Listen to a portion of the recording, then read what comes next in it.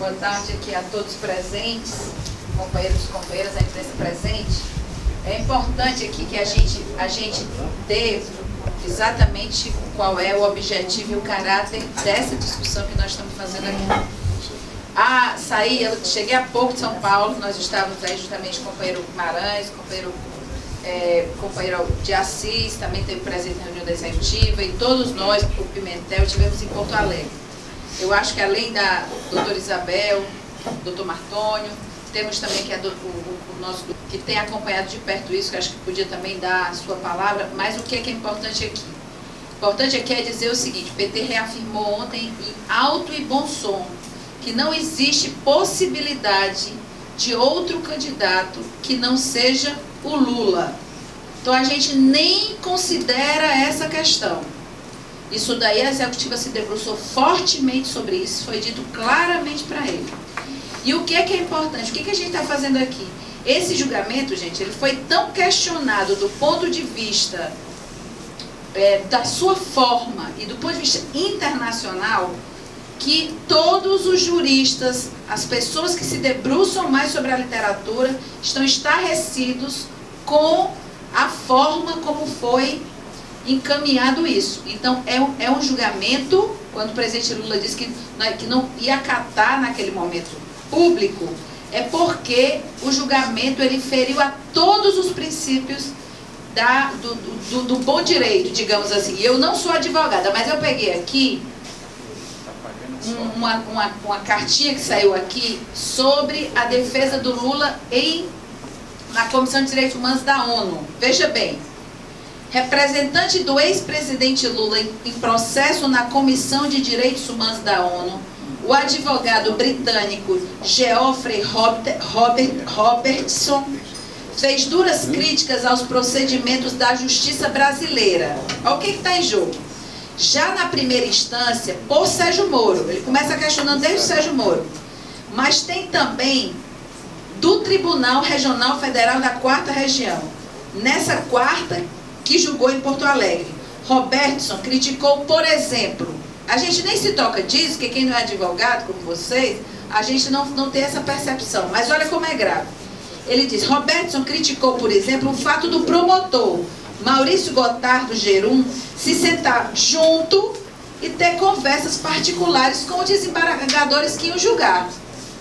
Diz mais: além disso, apontou para as decisões por escrito dos magistrados estarem prontas antes deles ouvirem os argumentos de defesa e de acusação no julgamento. Todo mundo viu que eles leram horas daquele processo. Uma corte de apelação é uma situação, isso é, abre aspas, do próprio advogado que defende Lula na ONU. Uma corte de apelação é uma situação em que 3 juízes escutam os argumentos sobre o processo de um primeiro juiz, está certo ou não.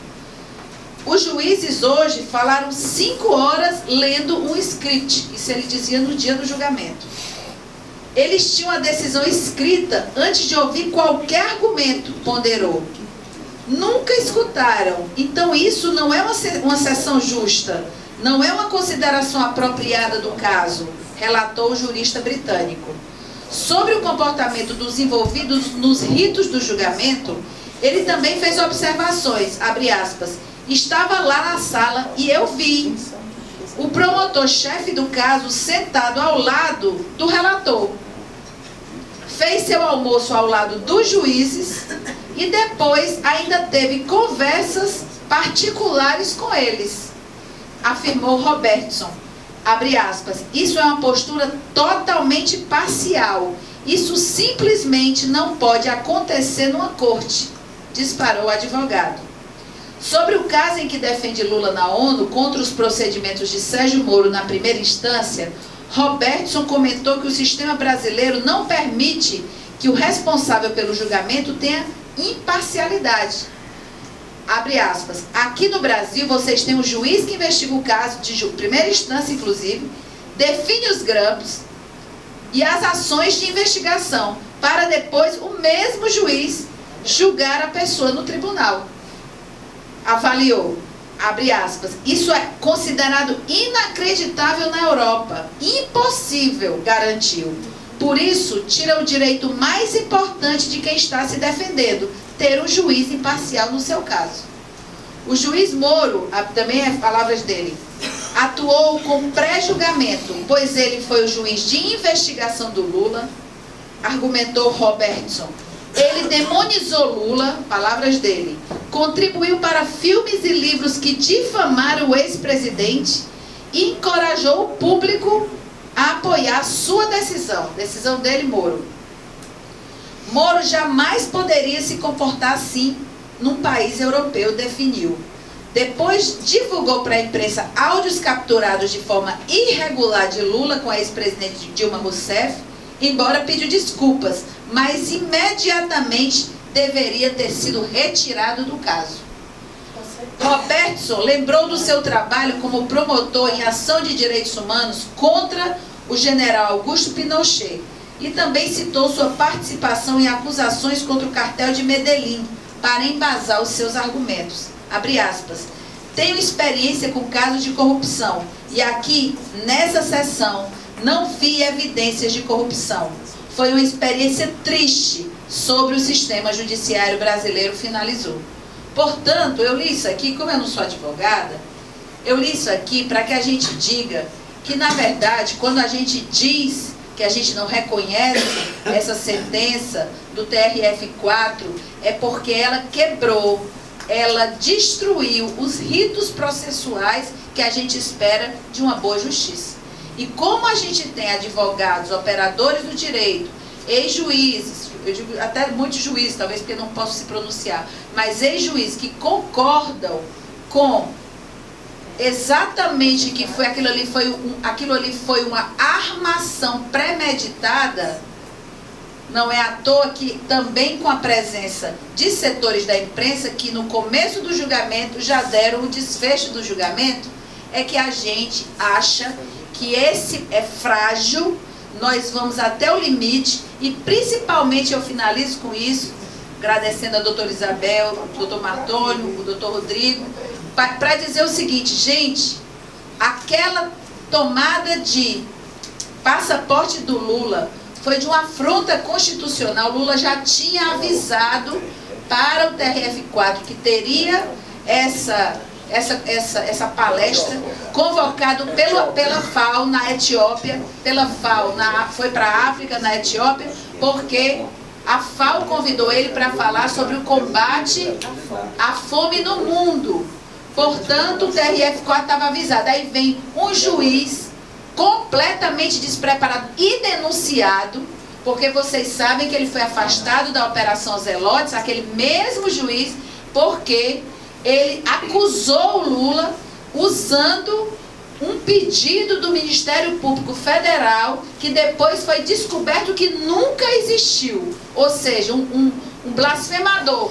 E esse mesmo blasfemador, um juiz de primeira instância, num processo que não tem nada a ver com o que foi julgado no TRF4, ou seja, só para enganar as pessoas, porque no auge dessa confusão, as pessoas, tudo está ficando como se fosse a mesma coisa, e eles ficam...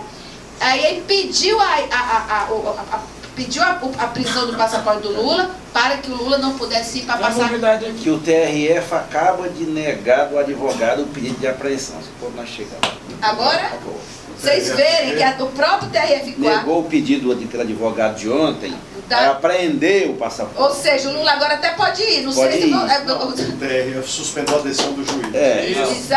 Não, suspendeu. Foram dois pedidos. Foram dois pedidos. O pedido da quarta região acabou de ser negado, que contraria o deferimento. Não sei, mas subsiste. Mas o outro está mantido o primeiro. Ou seja, a loucura dele, a sede deles para pré-julgar o presidente Lula é tão grande que nem eles estão se entendendo. Portanto, a ideia dessa nossa coletiva, por isso a gente pediu a presença dos nossos advogados, que tem aqui no Ceará um comitê de juristas a favor da democracia, é que a gente também entenda tecnicamente e desconstrua tecnicamente esse julgamento absurdo que nós tivemos a oportunidade de presenciar lá, porque já era um jogo de carta marcada. Então eu finalizo aqui, porque a gente vai ter nossas atividades políticas. Na política a gente resolve, como foi bem dito ontem na reunião da Executiva Nacional, a gente precisa dos juristas, dos operadores de direito, para estarem tratando das questões jurídicas. Mas a política a gente não precisa de informações dele, porque a política a gente sabe fazer. E aí é nesse sentido que nós vamos, com a plenária que vai ter mais tarde, nós vamos agora preparar também nossas ações políticas, que certamente partem do princípio da ilegalidade dessa decisão tomada pelo TRF4. Porque nós não podíamos deixar de dizer que o não reconhecimento se dá por todas as quebras de ritos processuais, que advogado, nós estamos cercados de muita gente boa, de muita gente densa. Nosso companheiro Inocêncio Stoll estava em Porto Alegre durante todo o período e está, como nós, indignado com o tipo de postura que foi tomada por eles lá. Então, assim, foi de última hora, talvez aqui não teria poder, não juntamos mais os nossos operadores de direito, porque a gente tomou essa decisão já no começo da tarde para poder, isso não passar batido, senão a gente só ia se encontrar lá para segunda-feira, e isso prejudicaria o PT nesse momento dizer que através dos nossos juristas nós não reconhecemos aquele julgamento como julgamento justo e um julgamento legítimo. E o presidente Lula, a imprensa pode ter certeza disso, é o nosso candidato A, candidato B, candidato C. Não existe a possibilidade de uma outra candidatura. Isso foi reafirmado por todas as lideranças do PT. E se alguém está fugindo dessa possibilidade, está falando sozinho e está falando bobagem, porque não existe essa chance de ter um outro candidato. Você acaba de assistir mais uma produção da Mídia Livre. A Casa Vermelha apoia a Mídia Livre. Apoie você também.